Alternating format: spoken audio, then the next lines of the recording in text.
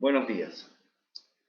Bienvenidos a la clase número 5 de la unidad 10, donde veremos diseños de experimentos. Como ustedes saben, contamos con un complemento teórico donde pueden consultar todos los temas que no hayan quedado claros en este video. En esta clase lo que vamos a ver son los diseños de experimentos. Vamos a ver los tres tipos de diseños de experimentos básicos. Vamos a comenzar viendo los diseños completamente aleatorizados. Luego vamos a ver diseños en donde existe control de variables exógenas. Y estos diseños son el diseño en bloques completo al azar y diseño con dos criterios de bloqueo, que sería diseño cuadrado latino. Para cada uno de estos diseños lo que vamos a desarrollar va a ser el proceso de aleatorización, que es el arreglo de las unidades experimentales y los tratamientos. También vamos a ver cómo es el esquema de campo que resulta de esa asignación de los tratamientos. Vamos a ver las ventajas y las desventajas. También vamos a ver cómo se procede en el análisis de la varianza de cada uno de estos diseños.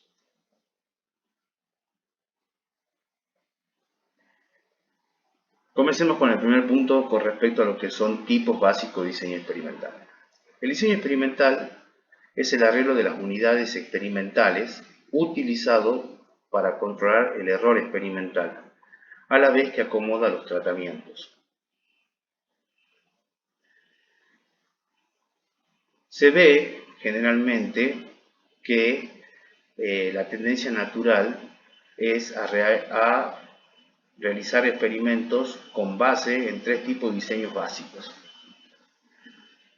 Esos diseños básicos se conocen como diseño completamente aleatorizado, diseño en bloques completo al azar y diseño en cuadrado latino. Sin embargo, estos no son los únicos tipos de diseños que hay diseños más complejos y en realidad el investigador debería desarrollar un diseño que responda a las preguntas de investigación.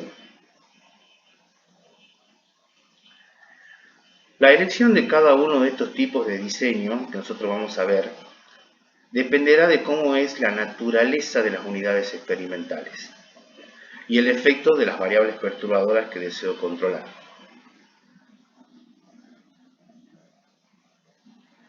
Vamos a comenzar entonces con los diseños completamente aleatorizados, o resumidos como DCA, donde la naturaleza de las unidades experimentales es homogénea. Este es el diseño experimental más sencillo aplicado y consiste en asignar los tratamientos a las unidades experimentales completamente al azar sin ninguna restricción.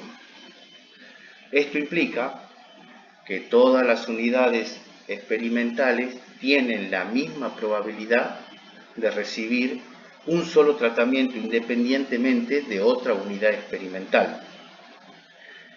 Este diseño se aplica generalmente cuando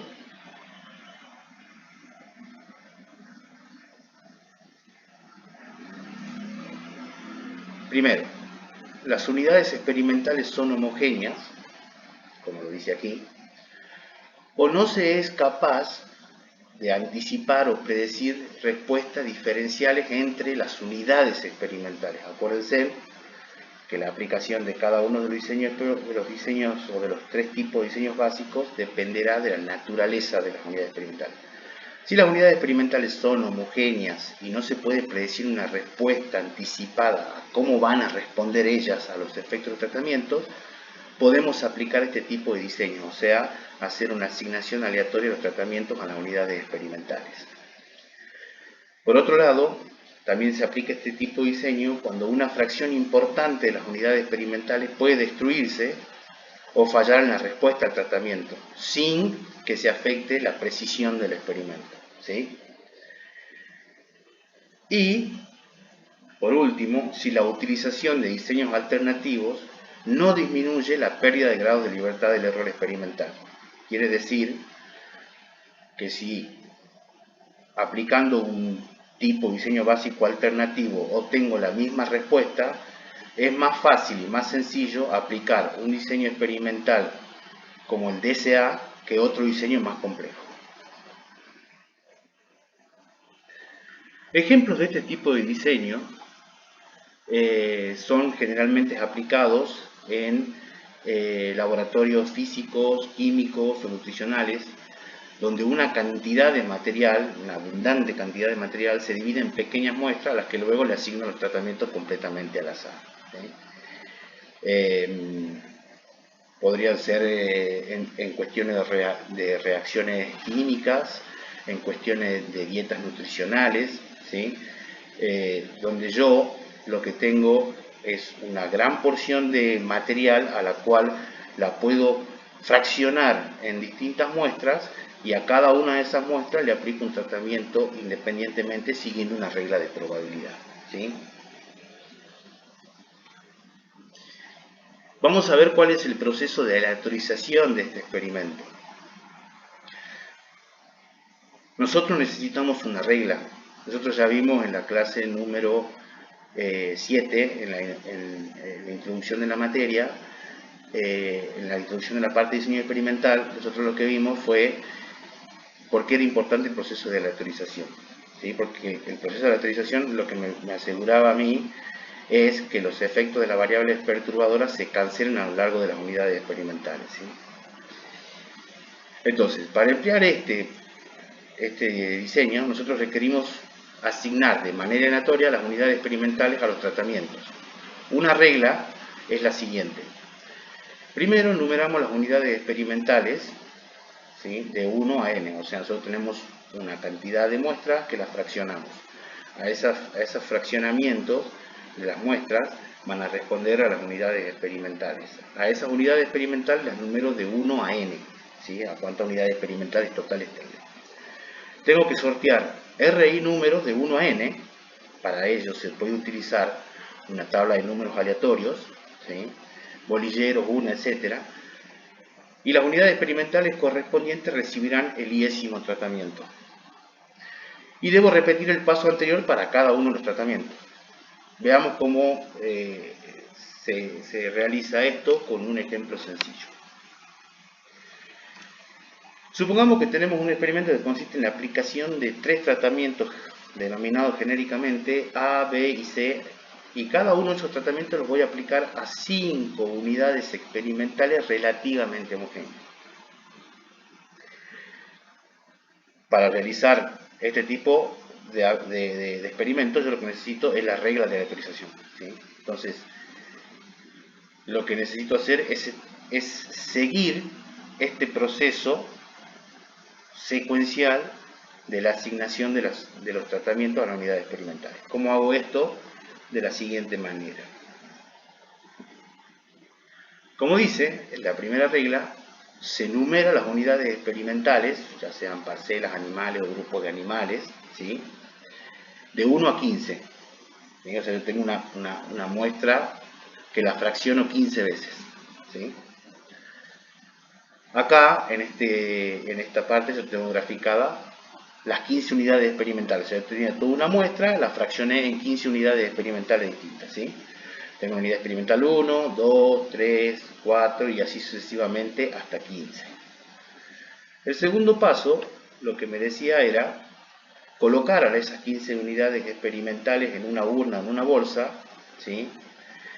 Y mezclar esta bolsa, o sea, realizar el proceso de muestreo, y luego seleccionar los RI números, ¿sí? Esos RI números los voy a seleccionar en 5, ¿sí? Pues yo tengo 15 unidades experimentales y tengo 3 tratamientos, o sea, cada tratamiento se lo voy a aplicar a 5 unidades experimentales. Entonces tengo que extraer las primeras 5 unidades, ¿sí? Los primeros números extraídos de esta bolsa fueron el 8, el 13, el 5, el 2 y el 10. Esos 5 números yo extraje de esta bolsa, que es lo que se encuentra acá, ¿sí? Estas 5 unidades experimentales le asigno el tratamiento A, ¿sí? Luego, el tercer procedimiento me dice que yo tengo que agarrar y repetir el paso anterior para los siguientes tratamientos. Por lo tanto, yo lo que voy a hacer, voy a volver a escoger otros 5 valores, otras 5 unidades experimentales, y les voy a, esas 5 unidades, por ejemplo, tocaron 4, 6, 7, 11 y 15. A esas unidades experimentales les voy a asignar el tratamiento B. Y las últimas 5 unidades experimentales que me queden en esta urna, ¿sí?, se las voy a asignar al tratamiento C. Acá hay, perdón, acá hay un error, debería decir tratamiento C, ¿sí? Entonces, haciendo un resumen, el proceso consiste en numerar las unidades experimentales, esas unidades experimentales sortearlas en una urna, y sortear, el sorteo implica en sacar RI números que serán asignados a un determinado tratamiento. Una vez que yo tengo realizado el proceso de aleatorización, yo tengo que mirar cómo es la disposición de esos tratamientos en un plano, en un diseño de campo que se llama. El diseño de campo es un plano gráfico en el cual se observa el arreglo del tratamiento en las unidades experimentales. Entonces aquí nosotros podemos mirar cómo ha resultado el proceso de aleatorización de esas unidades experimentales a los tratamientos, ¿sí? En este caso, yo, por ejemplo, tengo un diseño de campo de 5×3, ¿sí? O sea, tengo las 15 unidades experimentales y acá tengo cada uno de los tratamientos como ha resultado de la aleatorización. Quiere decir que cada uno de estos cuadritos es la unidad experimental, ¿sí? Yo al tratamiento C lo tengo en la unidad experimental 1, en la unidad experimental 3, en la unidad experimental 9, y en la unidad experimental 14 y en la unidad experimental 12. Ahí surgió el tratamiento C, que eran los últimos 5 valores que me quedaban, porque yo primero había aleatorizado para A, después había sacado para B, y bueno, los últimos 5 que me habían quedado eran los que le correspondían al tratamiento C. El tratamiento A, como habíamos visto, le había tocado la unidad experimental número 2, la unidad experimental número 5, la unidad experimental número 8, la unidad experimental número 10 y la unidad experimental 13. En el caso del tratamiento B, había sido asignado al azar a la unidad experimental 4, a la unidad experimental 6, 7, 15 y 11. ¿Sí? Esta es una manera de ver cómo está el arreglo de los tratamientos en el diseño, ¿sí? Esta es una manera de mirarlo con 5×3 o de 3×5 también, digamos. Eso siempre va a depender de cómo esté el terreno y de cómo sea el espacio físico donde lleve a cabo el experimento, cómo lo pueda ordenar yo, digamos, ¿sí?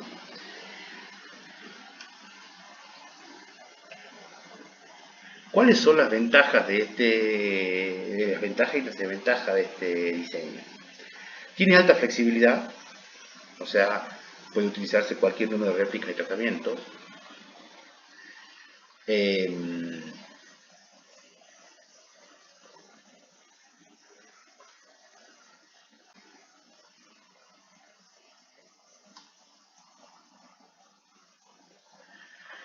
El número de réplicas puede variar de tratamiento a tratamiento, aunque es aconsejable que no sea así. ¿Por qué? Porque en realidad no garantizaría el balanceo. Ustedes se acuerdan que el balanceo era una herramienta del control local, que era el tercer principio de diseño experimental, que a mí, de alguna manera, el control local, por medio del balanceo, o sea, es tener el mismo número de réplicas entre los tratamientos, me aumentaba la precisión del experimento. Si hay una variación en el número de réplicas, si bien en este diseño no es tan drástico, pero podría disminuir la precisión del experimento. En otros diseños que vamos a ver más adelante es mucho más drástico el proceso de que no se garantice el balanceo, ¿sí? El análisis estadístico es muy sencillo, ya vamos a ver, es algo que ya venimos viendo, ¿sí? Aunque haya diferentes números de réplicas, o el error sea diferente entre los tratamientos. Efectivamente, si yo tengo diferentes números de réplica en los tratamientos, voy a tener diferente precisión, ¿sí? Para estimar cada uno de los tratamientos. Cuando se pierden tratamientos completos, aún se puede proceder con el análisis y sigue siendo sencillo, porque el modelo escrito para ese diseño es sencillo, ¿sí?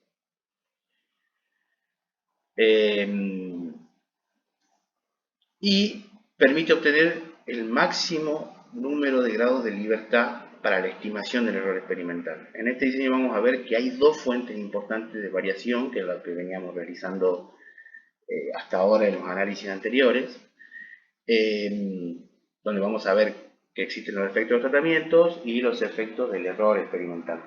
En este caso, como las unidades experimentales son relativamente homogéneas y no estamos controlando, o sea, el proceso de la actualización a mí me hace que se me cancelen el efecto de variables perturbadoras, solamente estoy estimando el efecto de tratamiento y el efecto del error experimental. Por eso los grados de libertad son todos, los que no estén explicados en tratamiento, son todos, eh, todo se los lleva el error experimental. Y eso es bastante importante porque tener una buena estimación del error experimental me permite ver si cuando lo comparo con el efecto de los tratamientos, si el tratamiento tiene un efecto o no, digamos. La principal desventaja que tiene este diseño, porque es sencillo y es de muy amplia aplicación, es que si hubo una variable exógena, ¿sí? O la naturaleza de las unidades experimentales fue diferente y yo no la tomé en consideración, ¿sí? Probablemente eso se confunda con el error experimental, ¿sí? Entonces, en este caso, el error experimental va a estar determinado por el error en sí mismo y por otro lado, por lo que nosotros veíamos en la primera clase, que era el error de muestreo, ¿sí? Y eso no lo voy a poder diferenciar. O sea que un paso importante en este diseño, o para aplicar este diseño, es tener una idea de cómo es el material experimental, ¿sí? Cómo es la naturaleza de ese material. Si yo supongo que las unidades experimentales son lo suficientemente homogéneas, ¿sí? No van a estar agrupadas por alguna variable exógena, puedo aplicar este tipo de diseño sin tener problemas porque voy a tener una máxima estimación del error experimental.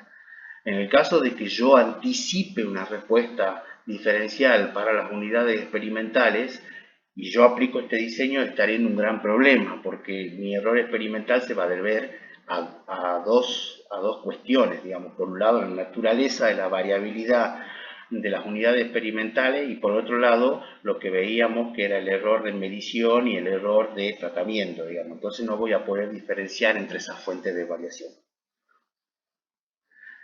Vamos a ver más adelante que existen diseños que a nosotros nos permiten controlar esa fuente de variación.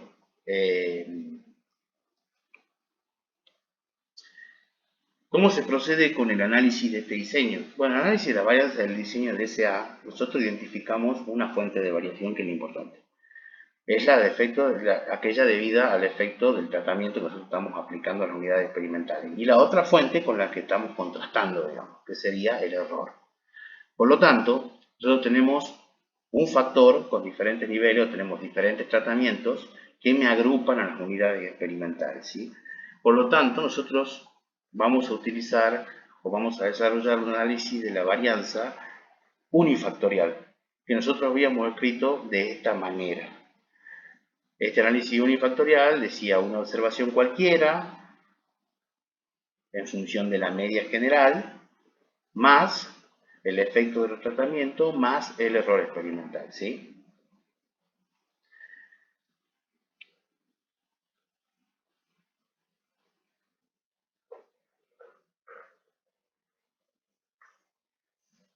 Antes de pasar a los diseños más complejos, los otros dos diseños que nos quedan ver, quería aclarar que no vamos a desarrollar un ejemplo extensivo de los DCA porque ustedes estuvieron viendo durante las últimas semanas cómo se procede con ese tipo de análisis de la varianza unifactorial. Cómo plantear las hipótesis, cómo derivar la suma de cuadrados, cómo estimar los cuadrados medios y cómo realizar una tabla de análisis de la varianza. Y su respectiva prueba F, ¿no? Por eso no desarrollamos un ejemplo exhaustivo y ahora vamos a pasar a lo que serían los otros diseños básicos que nos quedan ver.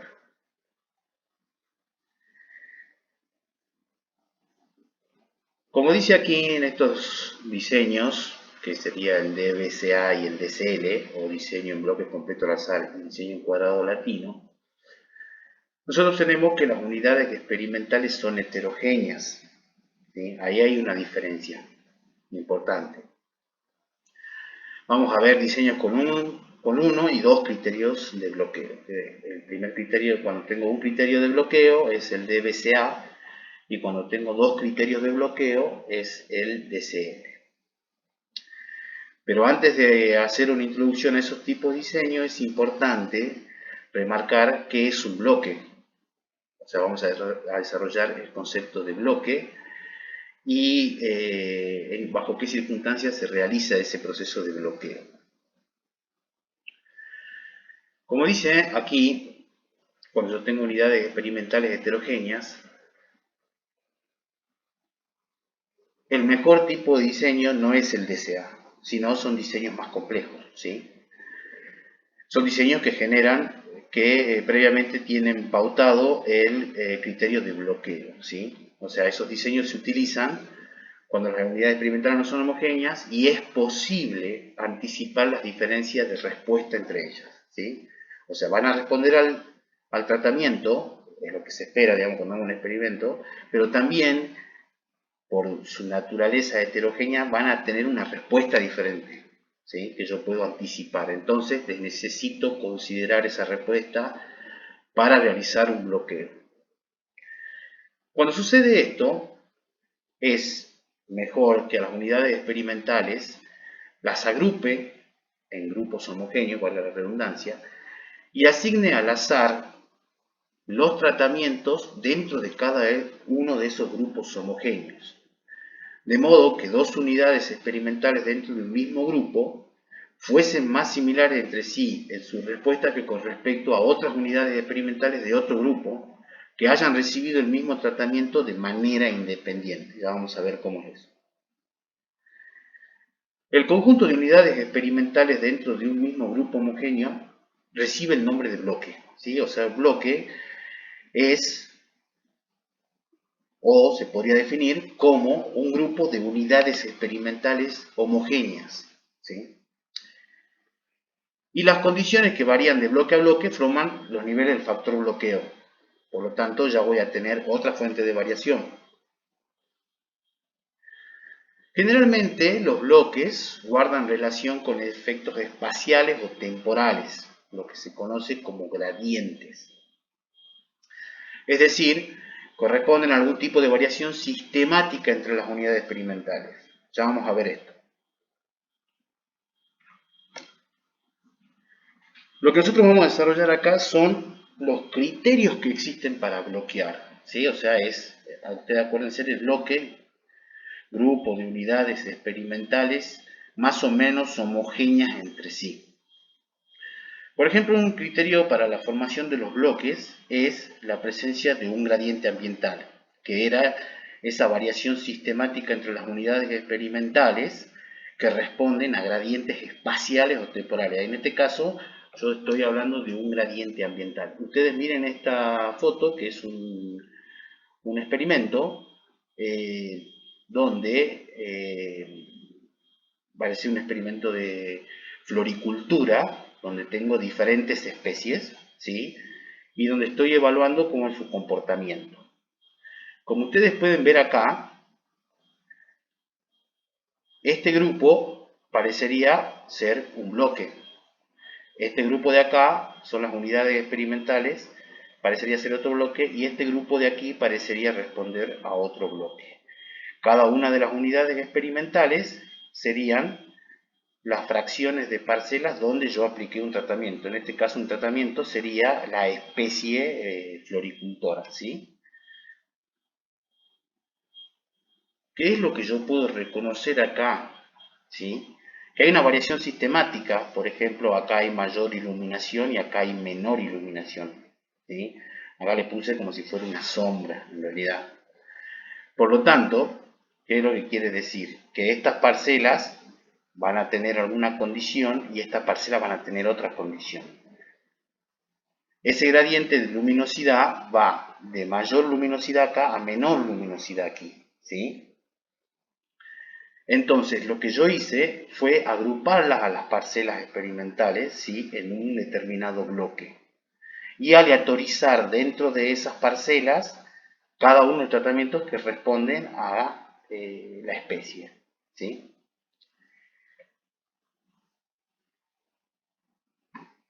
Entonces, yo puedo anticipar la variación sistemática que hay entre las parcelas, ¿sí? Esa variación la puedo controlar formando este proceso que es el bloqueo, ¿sí? Otra condición donde se puede ver el bloqueo es cuando hay proximidades entre unidades experimentales, que quiere decir que parcelas que estén más juntas entre sí responderán de la misma manera que parcelas que estén más distanciadas entre sí. Acá nosotros lo que podemos ver es un terreno donde se realizó agricultura de precisión y lo que se hace es evaluar la calidad de los lotes de acuerdo a los niveles de fertilización. Por ejemplo, en este caso, los niveles verdes corresponden a baja fertilización y los niveles verdes, perdón, corresponden a buena fertilización y los niveles rojos corresponden a baja fertilización, ¿sí? Es de sospechar, perdón, es de sospechar, digamos, que este grupo de unidades experimentales van a responder de una manera diferente a este grupo y a este grupo. Entonces, lo que a mí me convendría hacer en este terreno o en este lote es agrupar las unidades experimentales de acuerdo a su condición previa y en esas unidades experimentales asignar los tratamientos netamente al azar.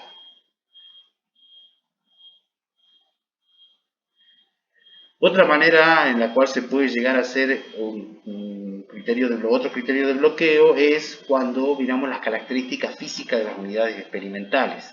Por ejemplo, peso, altura, edad. En este caso, nosotros lo que vemos en un experimento de breeding, que tenemos en nuestras unidades experimentales, que por ejemplo es cada animal, y nosotros tenemos que efectivamente, si vamos a aplicar los tratamientos a cada uno de los animales, ¿sí?, lo que tenemos es un gradiente de tamaño, o sea, va de bajo peso a mucho peso y así sucesivamente con la altura y la edad, ¿sí? Entonces, en este caso yo sí conozco que las unidades experimentales van a responder anticipadamente al tratamiento de manera distinta. Otra característica también podría ser una cualidad de la unidad experimental como es el sexo, ¿sí? Yo voy a tener sexo diferente y es probable de que el sexo masculino responda de una manera y el sexo femenino responda de otra manera. Entonces, bajo estas circunstancias, lo que conviene generalmente es agrupar a las unidades experimentales por alguna condición en grupos homogéneos. Es decir, si yo tengo, por ejemplo, este animal, tengo varios de estos tipos de animales, agruparlos a todos ellos dentro de un bloque, a estos dentro de otro bloque, dentro de otro bloque y así sucesivamente, digamos.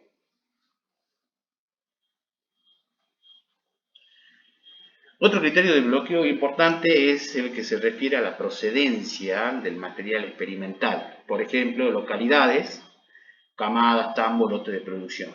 Camada podría ser en el ejemplo anterior, ¿no?, que los cerdos hayan procedido de diferentes camadas, como veíamos también en el ejemplo de la unidad número 7.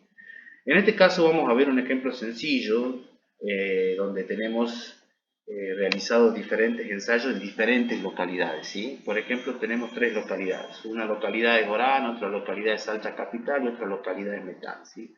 En cada uno de esos lugares yo voy a realizar un ensayo de variedades, ¿sí?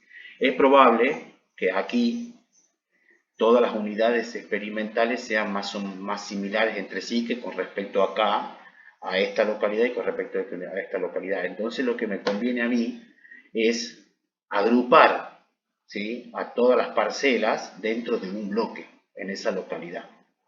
Y así sucesivamente lo haría para las otras dos unidades, para las otras dos localidades. Entonces, en este caso ya no voy a confundir el efecto de la localidad con el efecto del error experimental porque la estoy segregando, ¿sí? Y otras condiciones que existen para bloquear son cuando el tiempo es una unidad importante para hacer un bloqueo, porque muchas de las tareas que se requieren hacer en un experimento no se completan, digamos, para todos los tratamientos en el mismo día. Entonces, yo puedo al tiempo de realización de las tareas administrativas del ensayo, bloquearlas por unidad de tiempo, ¿sí? Eh, la otra consideración sería administrar las tareas, ¿sí? Por ejemplo, que diferentes técnicos miren diferentes réplicas o diferentes máquinas realicen el procesamiento de material experimental. En ese caso yo estaría bloqueando por operador y estaría bloqueando por máquina, ¿sí? Generalmente en los ensayos, generalmente en los experimentos, previo a la aplicación de experimentos que tienen uno o dos criterios de bloqueo, lo que se hacen son los famosos ensayos de uniformidad para determinar cómo yo debería bloquear de acuerdo a las características de esas unidades experimentales, ¿sí? Entonces es como que estaría haciendo un ensayo piloto y estaría viendo cómo esas unidades experimentales son afectadas por el tratamiento y por sus propias características, ¿no? Entonces, de acuerdo a eso, yo realizo el proceso del agrupamiento de acuerdo a una característica de las unidades experimentales, a una o dos características, vamos a ver. Una de las cosas bastante importantes a remarcar cuando se realizan criterios de bloqueo, ya sea uno o dos, es que durante el transcurso del experimento, las unidades experimentales de un bloque deben tratarse lo más uniformemente posible en todos los aspectos, ¿sí? Excepto el tratamiento, obviamente. El tratamiento debe ser asignado al azar.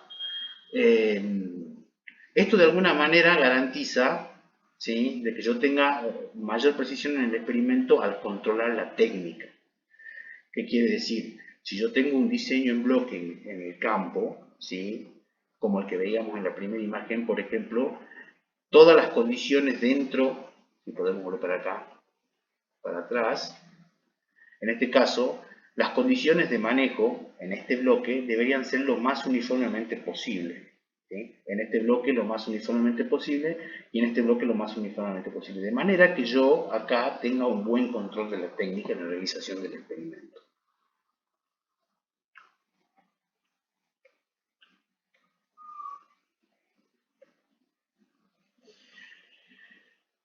Ahora vamos a ver el diseño en bloques completo al azar, o DBCA como se resume.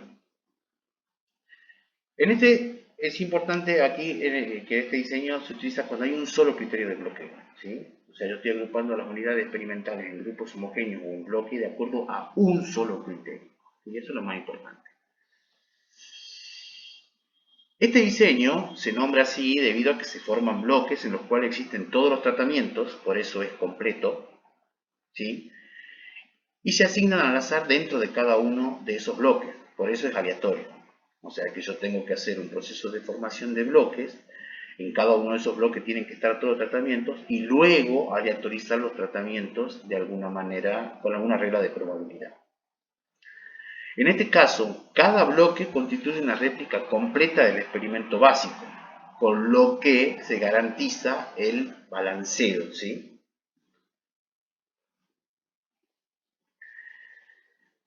¿Cómo funciona este diseño, digamos?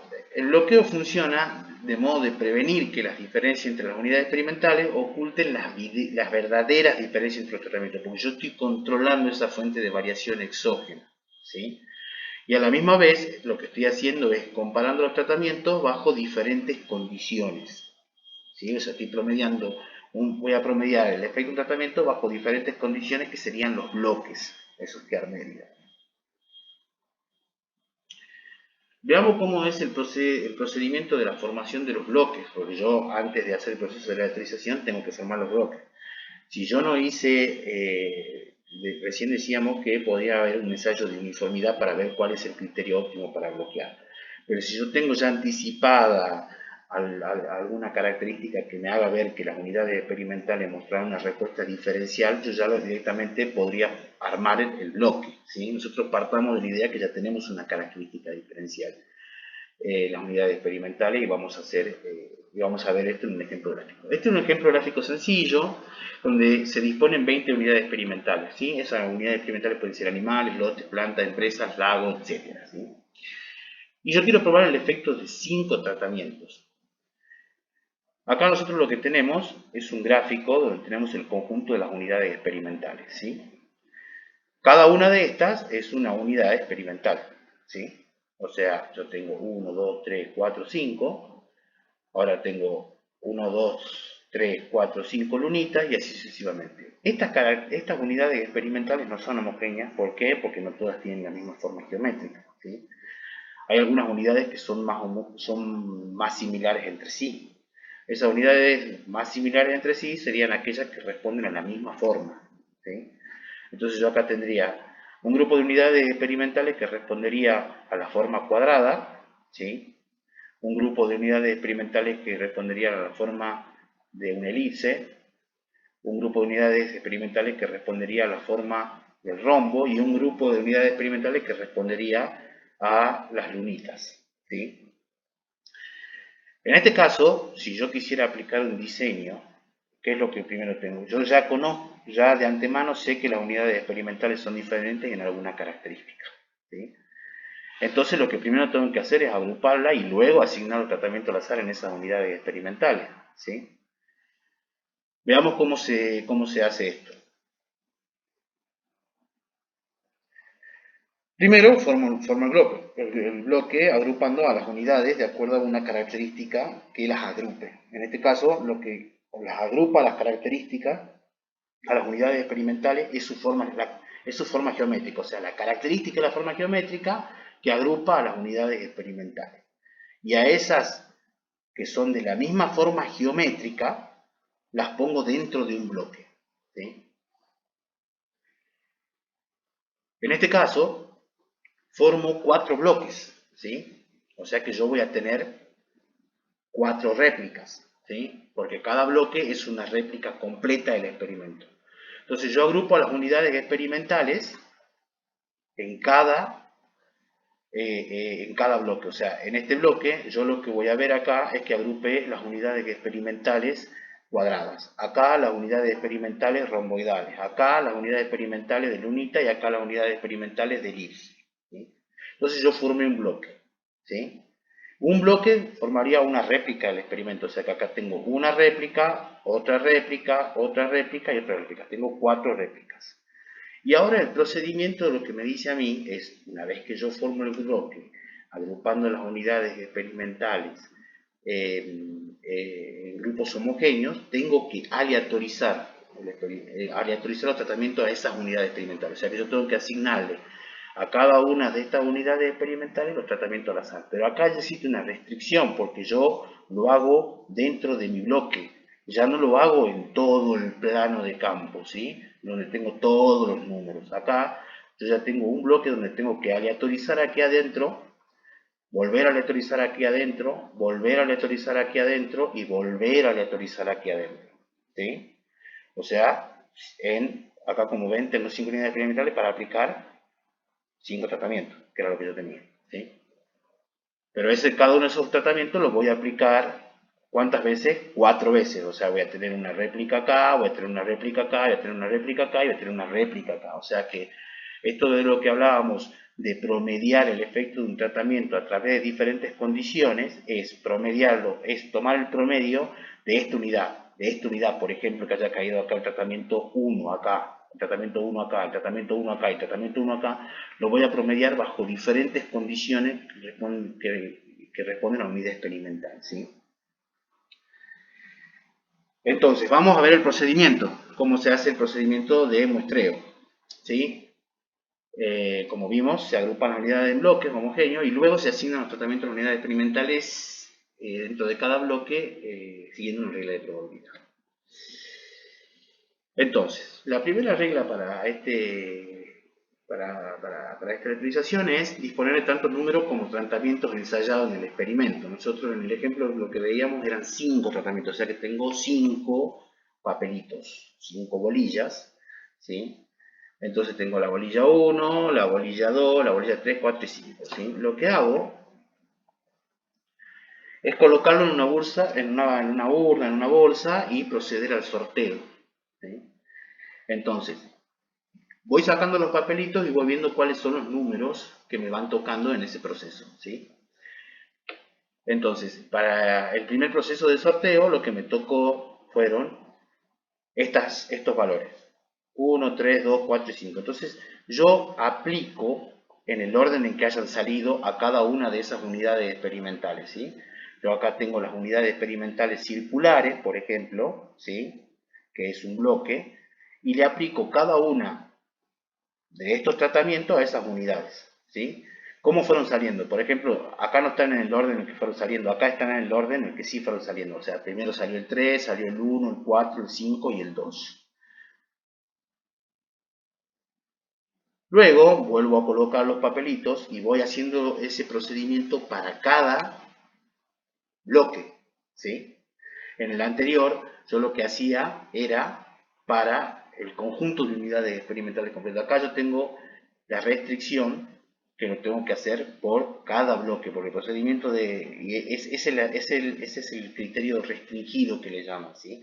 Que la autorización se hace dentro de cada bloque. Por ejemplo, en este caso, volví a sacar los papelitos, como ven acá no están ordenados, pero acá los muestro ordenados y en la aplicación de las unidades experimentales. Por ejemplo, acá, para este bloque donde las unidades experimentales son cuadradas, nos salió primero el 1, luego el 2, luego el 5, luego el 3 y luego el 4. Y así sucesivamente lo hago para cada uno de los bloques. En este caso, para el ejemplo que teníamos, faltarían aleatorizar 2 bloques. Esos 2 bloques serían el de las lunitas y el de los rombos, ¿sí? O sea que, haciendo un resumen de este proceso de aleatorización, yo voy aleatorizando por bloque previo a haber formado un bloque de unidades experimentales homogéneas, ¿sí?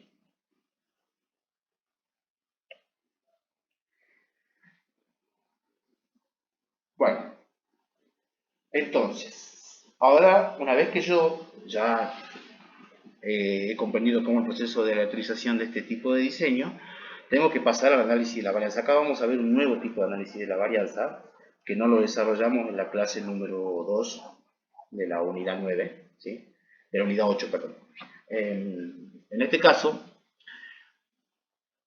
yo ya tengo dos fuentes de variación, ¿sí? Una fuente de variación es aquella que es debida al tratamiento que yo estoy ensayando, en la que yo estoy interesado en responder la hipótesis de investigación. Y otra fuente de variación, perdón, es la que estoy controlando, ¿sí? Entonces, al tener dos fuentes de variación, ya tengo dos vías de clasificación, una debida al tratamiento y otra a la que estoy controlando, que se llama los niveles del factor de bloqueo. Entonces ya acá tengo lo que se conoce como ANOVA a dos vías de clasificación. En este caso, ¿cómo voy a tener organizados los datos en un diseño, en un DBCA? La organización de esto va a responder. Primero voy a tener el factor de tratamiento. O sea, si un factor tengo los niveles 1, 2, 3, sucesivamente hasta T. O tratamientos 1, 2, 3, hasta tratamiento T. Y acá lo que voy a tener van a ser los bloques, ¿sí? O sea que yo voy a tener en el bloque 1, voy a tener el tratamiento 1, el tratamiento 2, el tratamiento 3 y así sucesivamente o el tratamiento T. En el bloque 2 voy a tener el tratamiento 1, el tratamiento 2, el tratamiento y así sucesivamente. Entonces, cada observación esto responde, ¿sí?, al tratamiento 1, bloque 1. Esta observación corresponde al tratamiento 2, bloque 1. Esta observación corresponde al tratamiento 3, bloque 1, y así sucesivamente. Acá voy a tener el tratamiento 1 en el bloque 2, el tratamiento 2 en el bloque 2, y así sucesivamente. Yo acá lo que voy a tener, si hago una suma de todo esto, yo lo que voy a tener es el total. Pero acá yo tengo el total de, antes nosotros en el análisis a una vía de clasificación, acá teníamos el total del tratamiento, ¿de acuerdo? Ahora en este caso lo que yo voy a tener va a ser el total del bloque, ¿sí? Yo voy a tener acá el total de un bloque, que es la segunda fuente de variación. O sea, acá estoy sumando por los tratamientos, como ustedes están viendo el punto, ¿sí? O sea, acá estoy sumando tratamiento 1, 2, 3, sucesivamente. Acá estoy sumando el tratamiento 1, 2, 3, pero en el bloque 2, en el bloque 3 y en el bloque R. Y acá, ¿sí?, voy a tener mi total de tratamiento porque estoy sumando dentro del mismo bloque estoy sumando, ¿sí? O sea, voy a tener el tratamiento 1, el tratamiento 2,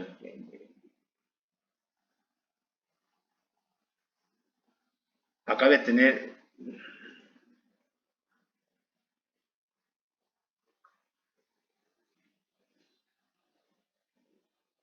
es decir, acá lo que voy a tener va a ser el total del tratamiento 1, que es promediado bajo las diferentes condiciones, o sea, promediado de la unidad experimental 1, la unidad experimental en el bloque 1, en el bloque 2, en el bloque 3 y en el bloque R, ¿sí?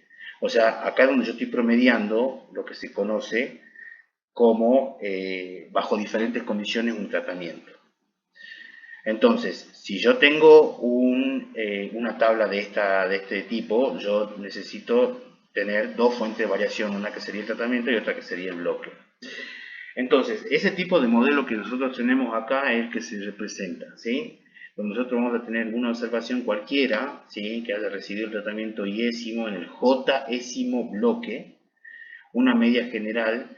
Ahora en este caso no vamos a llamarlo tau, sino lo vamos a llamar alfa de i, que va a responder al efecto del iésimo tratamiento, más el efecto del j-ésimo bloque, más el efecto del error experimental, ¿sí? O sea, del iésimo tratamiento en el j-ésimo bloque, ¿sí?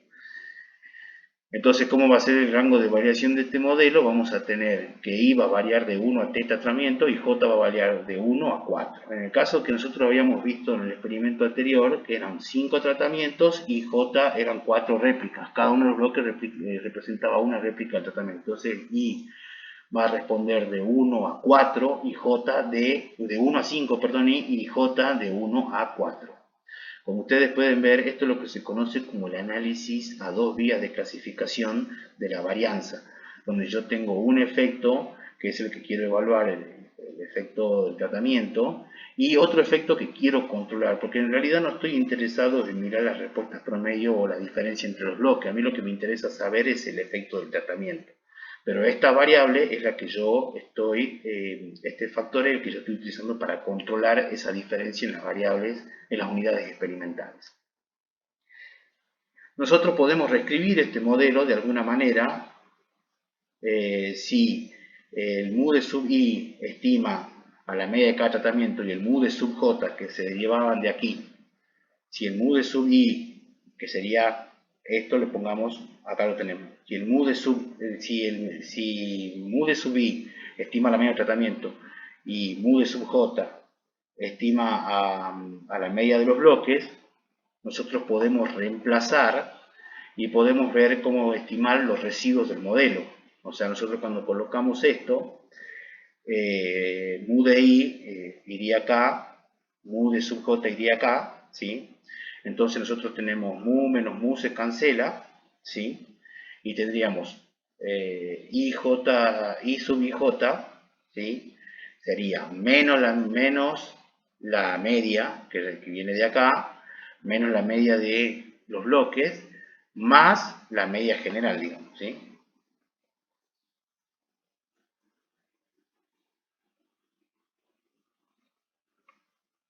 Ahora, si yo tengo dos fuentes de variación, lo que yo tengo entonces son que plantear juegos de hipótesis para esa fuente de variación de mi modelo, ¿sí? Entonces, la hipótesis que planteamos nosotros para la ANOVA común, en la ANOVA una vía, nosotros decíamos que teníamos la hipótesis nula, donde veíamos que la media del tratamiento 1 es igual a la media del tratamiento 2, es igual a la media del tratamiento 3 y es igual a la media del tratamiento T, de acuerdo a la cantidad de tratamientos que yo he desarrollado. O que en este caso, como habíamos identificado en el modelo, en vez de poner tau ponemos alfa, alfa sub i no tiene efecto, ¿sí? Quiere decir es cero. Este sería el modelo reducido, donde cada una de las observaciones se explicaría como la media más la desviación por el error. La media general más la desviación por el error. Y la hipótesis alternativa, que quiere decir cuando yo detecto diferencia entre las medias, ¿sí? A través de un corrimiento, era que la media del tratamiento 1 es diferente de la media del tratamiento 2, es diferente de la media del tratamiento 3 y diferente del tratamiento T. O de que alfa sub i tiene un efecto, es decir, hay un corrimiento. Ahora en este caso, solo tenemos la segunda fuente de variación. La segunda fuente de variación es la que yo estoy controlando, que son los bloques, ¿sí?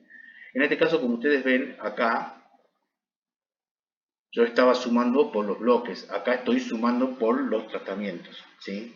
Ese puntito significa la sumatoria. Entonces yo acá tengo la media del bloque 1, la media del bloque 2, la media del bloque 3, la media del bloque R, ¿sí? O que beta sub i es igual a 0. Quiere decir que no hay efecto de bloque. Alternativamente tengo que sí hay un efecto de bloque. ¿Qué pasa con el tema de los bloques? El bloque es una fuente de variación aleatoria, ¿sí? Solamente sirve para hacer un control.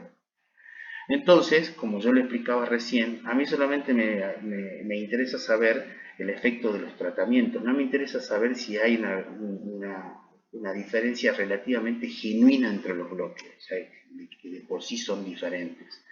Al ser una fuente de variación aleatoria, nosotros habíamos visto en la clase de comparaciones múltiples de media que para los efectos aleatorios no planteábamos hipótesis referidas a lo que era la media, ¿sí? Porque nosotros calculábamos una varianza.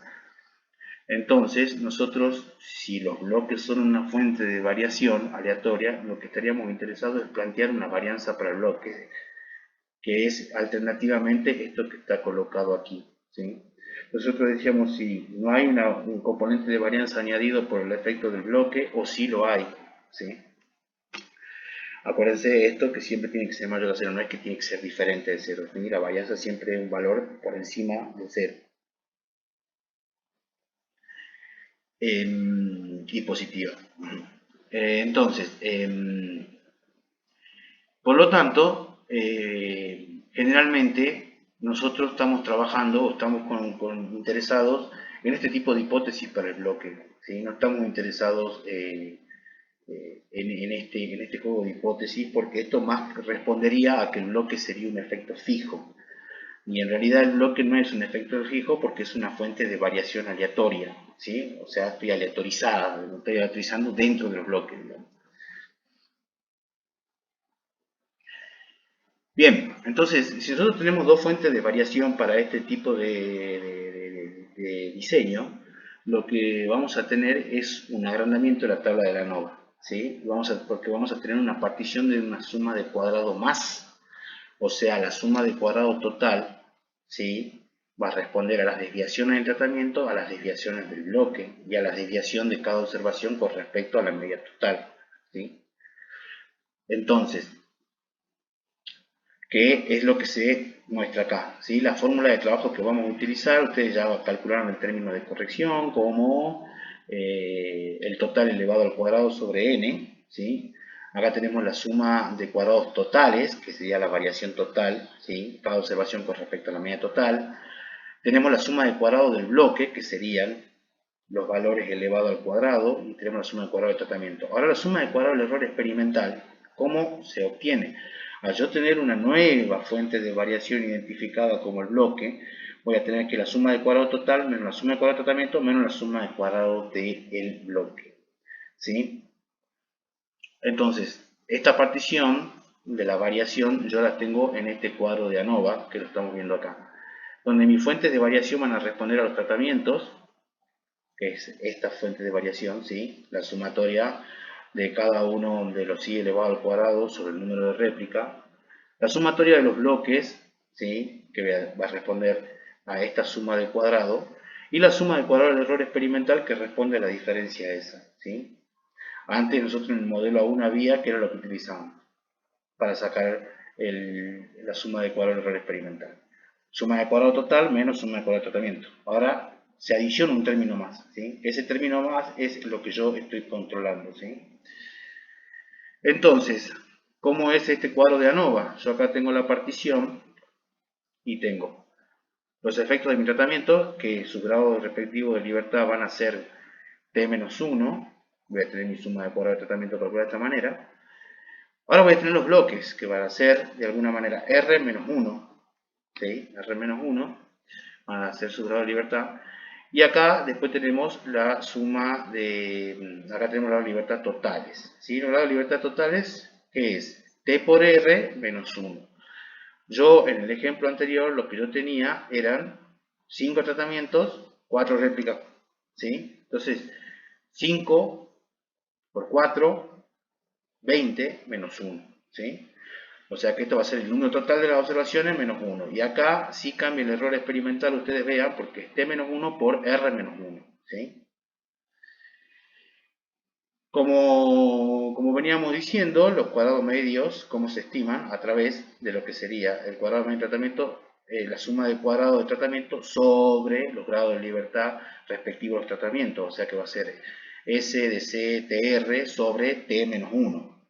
En el caso de los bloques, el cuadrado medio de los bloques va a ser la suma de cuadrados de los bloques sobre R menos 1. Y la suma del cuadrado del error experimental va a ser, el cuadrado medio del error experimental va a ser la suma de cuadrado del error experimental sobre su respectivo grado de libertad.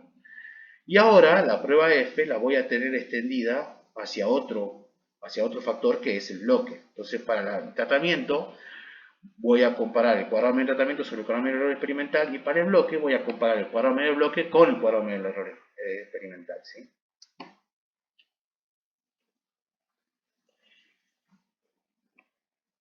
¿Cuáles son las ventajas y las desventajas de este diseño? ¿Sí? Al controlar una fuente, una de las ventajas es que al controlar una fuente de variación las conclusiones son más exactas, porque yo ya estoy separando, digamos, de mi error experimental alguna fuente de variación que yo estoy anticipando, ¿sí? El análisis estadístico, como podemos ver, se le adiciona un término al modelo, ¿sí? Que eso resulta de la partición de la suma de cuadrados y la podemos estimar de una manera sencilla por el cuadrado medio del bloque, que es la suma de cuadrados de los bloques sobre su respectivo grado de libertad. Si se pierde todo un bloque o todo un tratamiento, todavía se puede realizar el análisis, obviamente que va a haber cuestiones de balanceo ahí. En el caso, si se pierde todo un bloque, sería mejor que se pierda todo un tratamiento, ¿sí? Perdón, si se pierde todo un bloque o todo un tratamiento, se puede realizar el análisis, ¿sí? O sea, voy a tener menos tratamiento o voy a tener un bloque menos. Ahí sí voy a tener balanceo, porque si yo pierdo todo un tratamiento, me van a quedar, por ejemplo, del experimento anterior yo tenía 5 tratamientos. Si pierdo un tratamiento como el 4, me van a quedar 4 tratamientos, que va a ser el 1, el 2, el 3 y el 5. Y todavía puedo realizarlo. Si pierdo todo un bloque, ¿qué me van a quedar? Los 5 tratamientos, pero con 3 réplicas, digamos. No hay una restricción con respecto al número de bloques de tratamiento a incluir. Obviamente que a medida que aumenten los tratamientos es un poco más complicado. Se garantiza el balanceo, ¿sí? De alguna manera, ¿por qué? Porque es completo, o sea, están todos los tratamientos dentro de un bloque, ¿sí?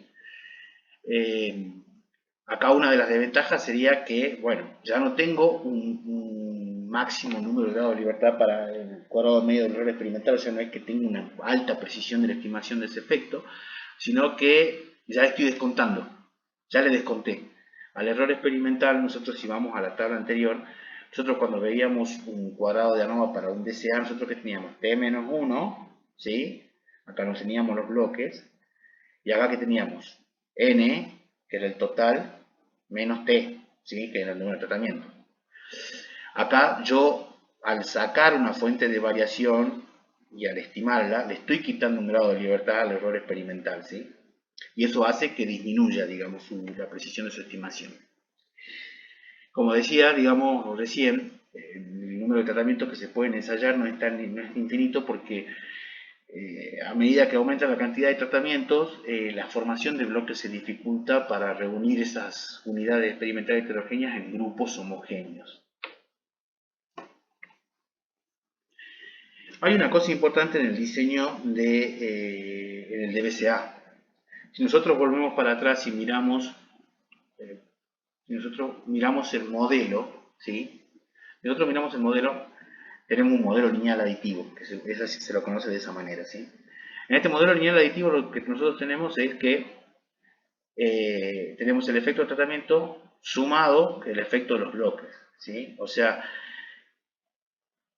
¿esto qué es lo que quiere decir? Esto se conoce como supuesto de aditividad, que es lo que vamos a ver ahora.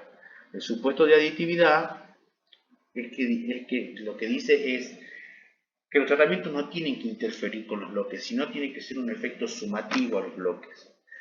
Si los bloques interactúan con los tratamientos, ¿sí? Quiere decir que hay un efecto de bloque muy fuerte y no hay aditividad, porque cuando paso de un bloque a otro bloque, el efecto del tratamiento se dispara. Cuando sucede eso, lamentablemente, este tipo de diseño no se puede aplicar. La condición es que sí o sí haya aditividad entre sus términos.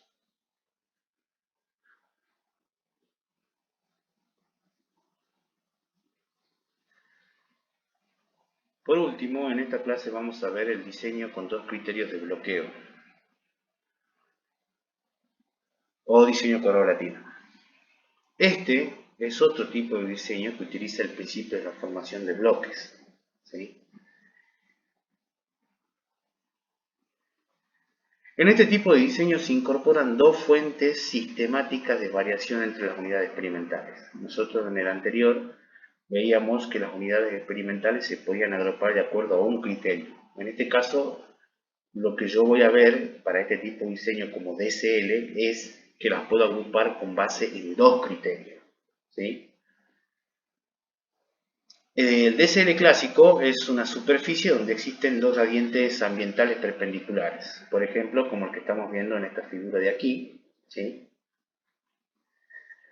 Donde yo veo que tengo un gradiente que está controlado por las columnas y otro gradiente que está controlado por las filas. A diferencia del DBCA, yo tenía un solo gradiente.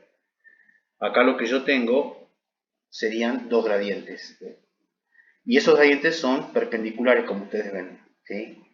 Un gradiente ambiental lo controlo por medio de las columnas y el otro gradiente ambiental por las filas.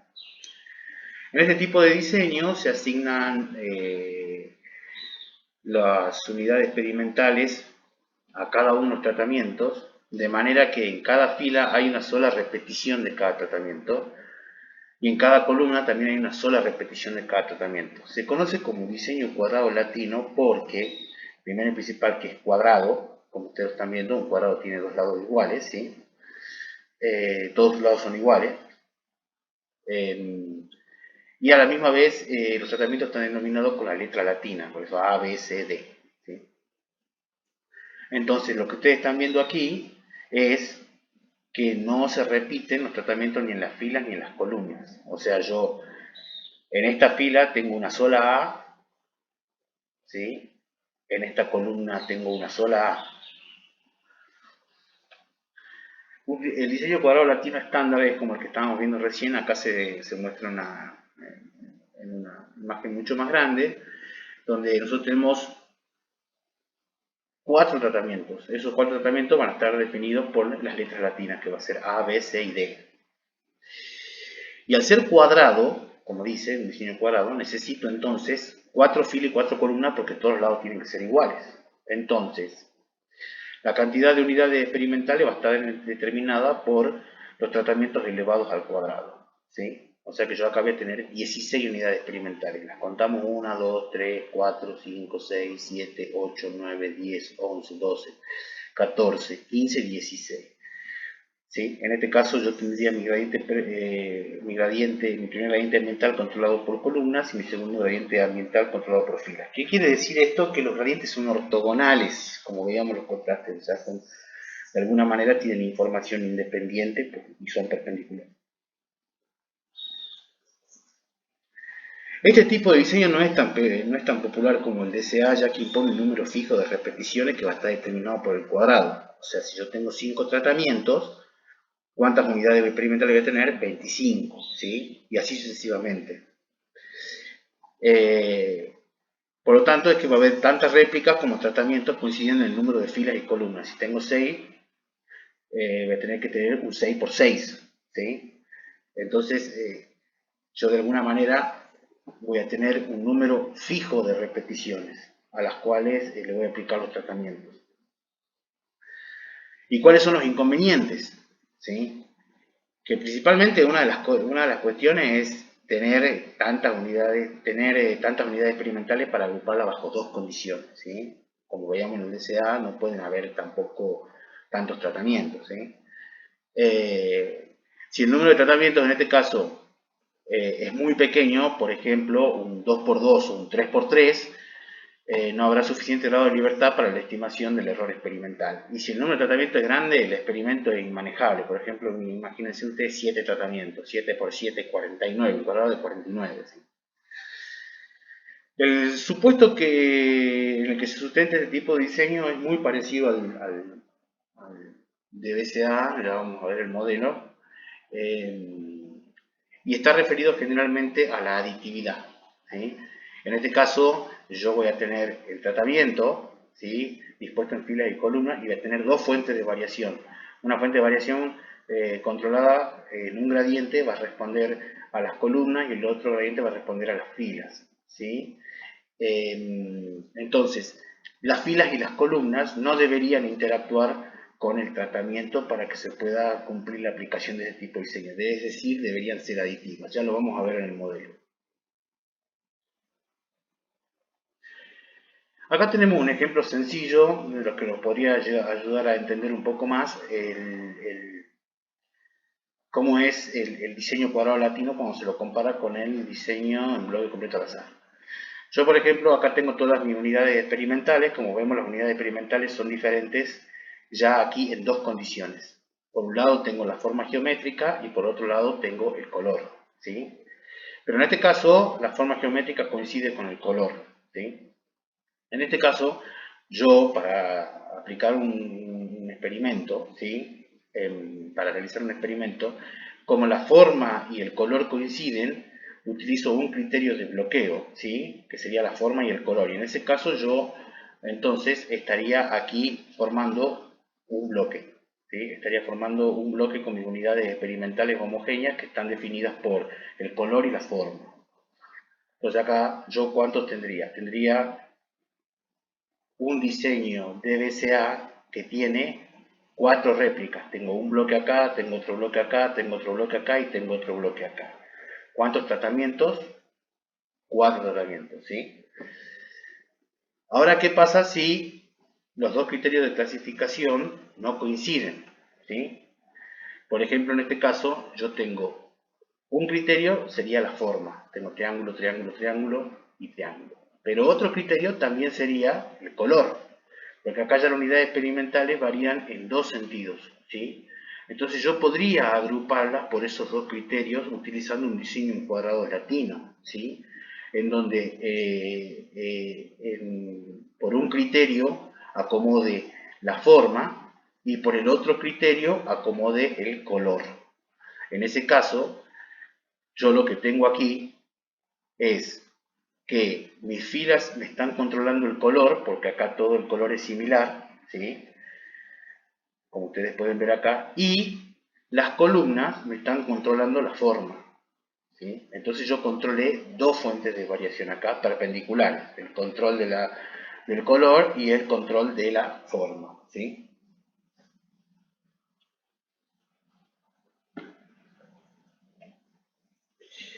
Para hacer uso del concepto de cuadrado latino, nosotros lo que tenemos que desarrollar es el concepto de cuadrado estándar, ¿sí? Un cuadrado estándar es un arreglo de las unidades experimentales, un cuadrado, en donde en la primera fila y columnas los tratamientos o las letras se encuentran ordenadas alfabéticamente, ¿sí? Estos cuadrados estándar, como ustedes ven, cuando yo tengo dos o tres tratamientos, existe un solo arreglo estándar, o sea, yo tendría un solo cuadradito, que es el cuadradito que estamos viendo en este ejemplo, ¿sí? Como ustedes ven, ABC, ¿sí? Está ordenado alfabéticamente, acá tenemos ABC en la primera, o sea, es en la primera fila y en la primera columna. O sea, existe solamente un cuadrado estándar, digamos, cuando tengo tres tratamientos. Cuando tengo dos también, ¿sí? Porque tenés AB y abajo BC. En el caso de que nosotros tengamos y empiecen a aumentar considerablemente los tratamientos, ¿sí? Por ejemplo, cuando tengamos un 4x4, vamos a tener cuatro formas diferentes de ordenar, cuatro cuadrados estándares distintos, ¿sí? O sea, van a existir siempre que tengan ordenada la primera fila en orden alfabético y la primera columna en orden alfabético, y estas letras van a ir cambiando, que van a configurar cuatro cuadrados diferentes. Cuando tengo 5x5, ustedes como ven acá está A, B, C, D, E, y en este caso también, y de esto van a existir 56 formas distintas, digamos. Estos cuadrados ya están pautados, ¿sí? Entonces, ¿qué es lo que se hace inmanejable cuando se habla de los diseños cuadrados latinos? Es esto, digamos, que a medida que yo voy aumentando los tratamientos y está impuesto el número fijo de las réplicas, ¿sí? O sea, yo acá voy a tener 7 tratamientos, pero tener 7 réplicas, pero también diseños cuadrados latinos estándares, en el cual ensayar voy a tener 16.942.080 cuadrados latinos estándares, digamos, ¿sí? Y la cantidad total de cuadrados latinos en lo que lo puedo ensayar son considerablemente muy elevadas, ¿no? Eh, Acá veamos, entonces, por ejemplo, nosotros vamos a hacer de 4x4 solamente los cuadrados latinos, y acá lo que vemos son los 4 cuadrados latinos estándares para ese tipo de arreglo, donde yo tengo 4 tratamientos, ¿sí? Por 4 réplicas. Entonces yo tengo el primer cuadrado latino estándar, que es el que está aquí, donde yo tengo que ir poniéndola de siempre. Acuérdense, el cuadrado latino es que la primera fila tiene orden alfabético y la primera columna tiene orden alfabético. En este caso también tengo lo mismo, en este caso también tengo lo mismo, en este caso también tengo lo mismo. Lo que está cambiando dentro de ese cuadrado latino, de esas formas, serían el arreglo de estas letras. ¿Sí? Ustedes ven que el arreglo de esas letras va cambiando. Pero, ¿cuál es el criterio? Si yo tengo dos fuentes de variación controlada que son ortogonales, no debe coincidir ningún tratamiento entre filas y columnas. Siempre tengo que tener una sola letra ahí. ¿Cómo se procede en la actualización de un DSL? Bien, lo primero es que yo tengo la restricción de la asignación de tratamientos por filas y columnas. Hay una doble restricción, ¿sí? Antes en el DBCA nosotros veíamos una, acá vemos dos restricciones.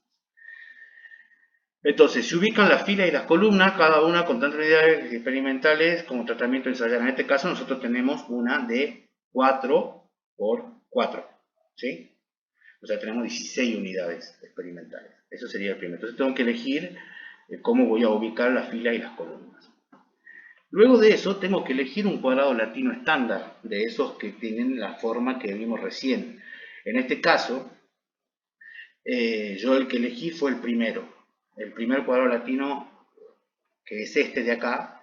De esos 4 posibles yo elegí el primero. Eso lo podemos hacer obviamente al azar, ¿no? O sea, sortear entre 4 números, saco uno y ese es el que escogí, el que sorteé, digamos, el que elegí, es el cuadrado latino que voy a utilizar, el cuadrado latino estándar.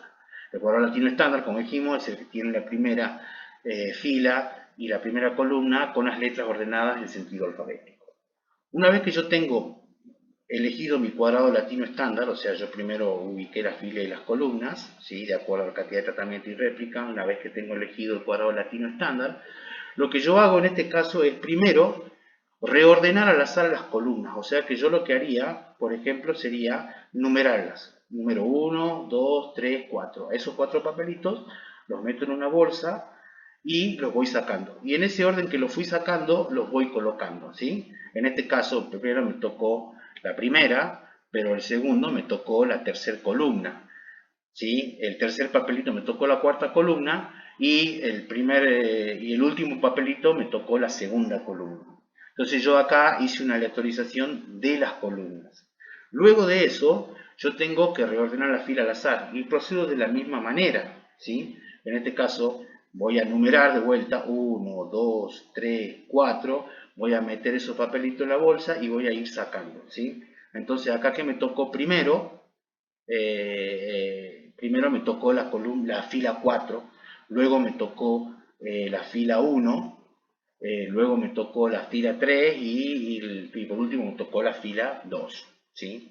Entonces, una vez que tengo elegido mi cuadro latino estándar, primero tengo que sortear las columnas con algún proceso de aleatorización. Luego sortear las filas y por último lo que se tiene que hacer es a los tratamientos ahora asignarlos a cada una de esas unidades experimentales de una manera al azar, ¿sí?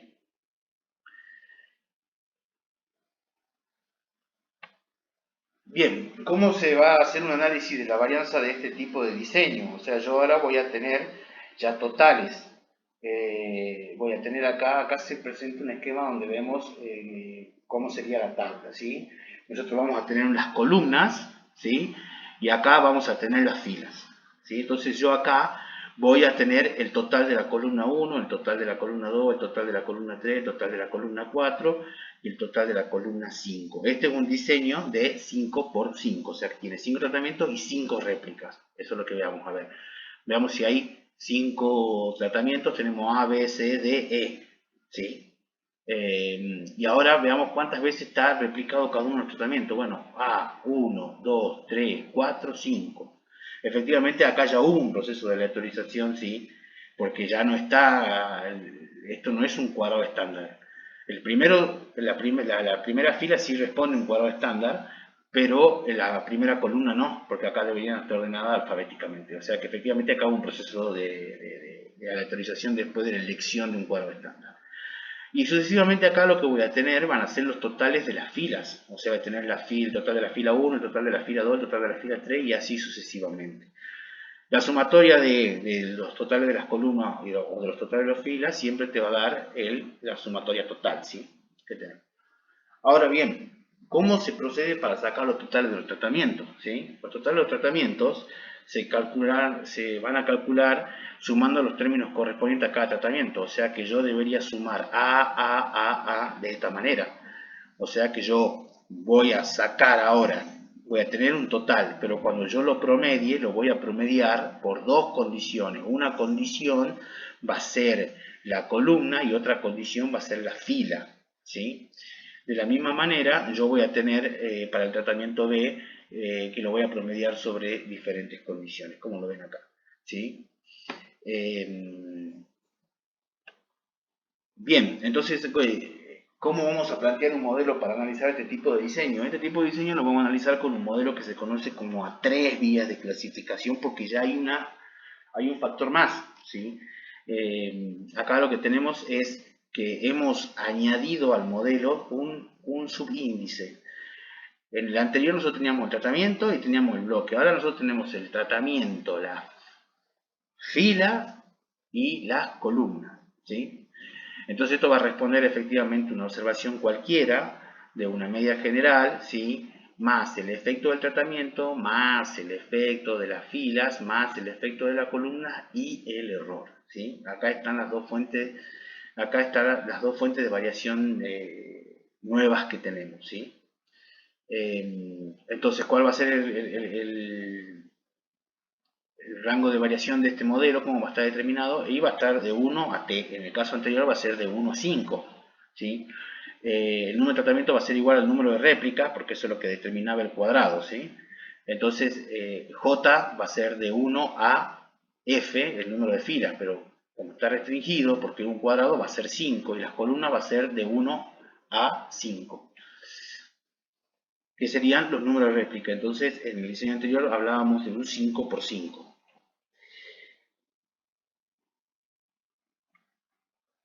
Bien, nosotros para hacer la partición de la suma de cuadrados a ese modelo lo podemos describir de la siguiente manera, donde nosotros acá tenemos la fuente de variación debida a los tratamientos, la fuente de variación debido a las filas, porque son las J, y la fuente de variación ya referida a las columnas. ¿Sí? Ahora vean ustedes que acá está sumado por la fila y columna, acá está sumado por el tratamiento y acá está sumado por el tratamiento y la fila. ¿Sí?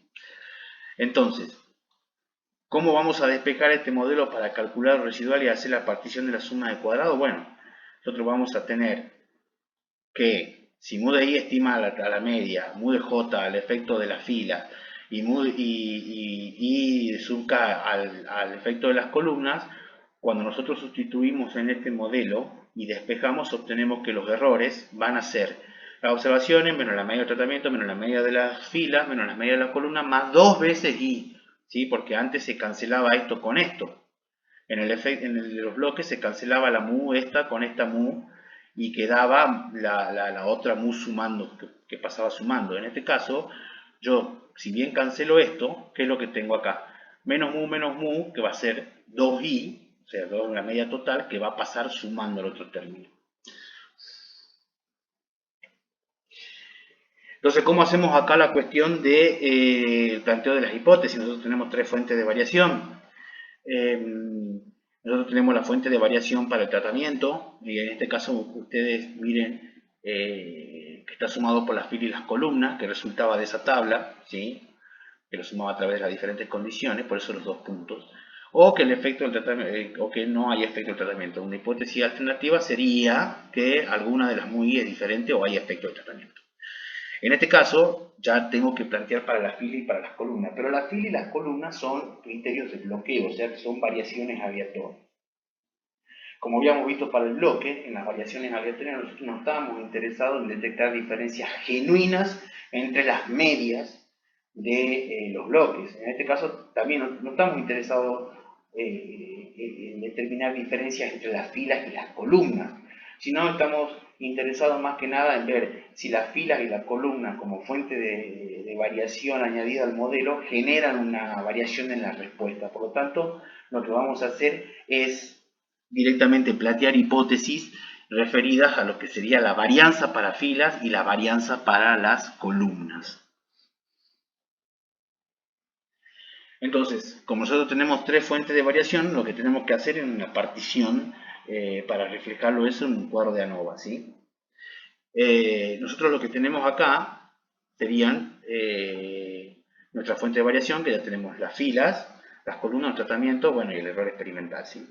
Ahora, veamos, como esto es cuadrado y todo es equivalente, ¿sí? Se determinan de la misma manera, digamos. O sea que acá voy a tener 5, por ejemplo, en el ejemplo anterior teníamos 5 por 5, 5 menos 1, 5 menos 1, 5 menos 1.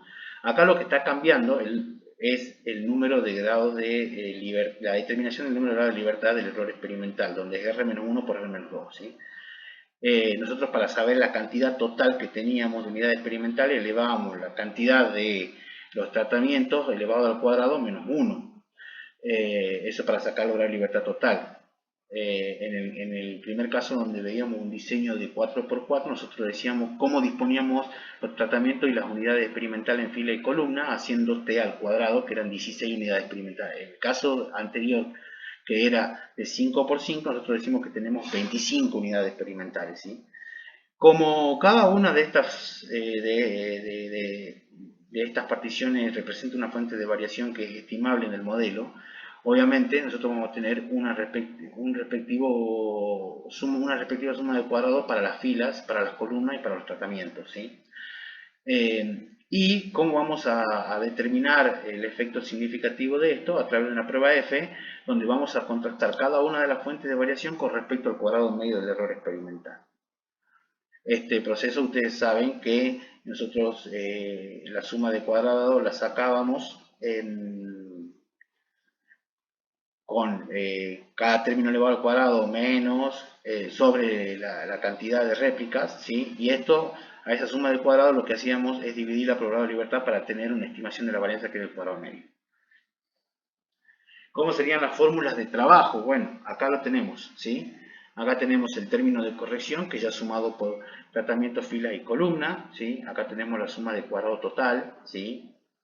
Que es sumado por filas y columnas dentro, por filas y por tratamientos por filas dentro de columna. Acá tenemos la suma de cuadrado de los tratamientos, la suma de cuadrado de las filas, ¿sí? Y la suma de cuadrado de las columnas. La suma de cuadrado del error experimental efectivamente va a ser el total, menos el tratamiento, menos las filas, menos las columnas. Bien, ¿cuáles son las ventajas principales de este diseño? Es que, bueno, como nosotros tenemos dos fuentes de variación, podemos controlar dos fuentes de variación, ¿sí? Entonces, de alguna manera, como que disminuye la confusión, o sea, y las conclusiones son un poco más certeras, ¿sí? En ese sentido. Pero hay que tener cuidado con el tema de los tratamientos, ¿sí? El tema de los tratamientos es muy importante en este tipo de diseño porque a medida que tengo más tratamiento es inmanejable. Y cuando tengo pocos tratamientos, no tengo tanto grado de libertad para la estimación del cuadrado medio del error experimental, que eso es lo importante. Esa es la ventaja más importante del DCA, está referida a eso. El DBCA es bastante es muy más aplicable, pero tenemos le estamos quitando grado de libertad. Y acá y en el DCA le estamos quitando más grado de libertad todavía, ¿sí? El análisis estadístico, como vimos, es sencillo. Ahora, con una fuente de variación añadida, el cálculo se extiende un poco más, pero no es tan complicado. Si se pierde un tratamiento, al tener ese tipo de estructura el diseño, se puede ajustar los otros tratamientos y se puede realizar el análisis, se garantiza el balanceo, eso es importantísimo, por esa estructura cuadrada del diseño, ¿sí? Pero como decíamos recién, no es un diseño flexible, ¿sí? Es muy difícil encontrar unidades experimentales que se puedan agrupar. Si yo tengo mucho tratamiento, es difícil encontrar unidades experimentales que se puedan agrupar por dos características, ¿sí? Y la cuestión más importante de todas son los grados de libertad del cuadrado medio error experimental que los estoy disminuyendo de esas dos fuentes de variación que estoy controlando. Como ustedes saben, bueno, acá tienen la bibliografía de consulta y con esto terminaríamos la unidad número 10 referida a lo que es el diseño de experimento.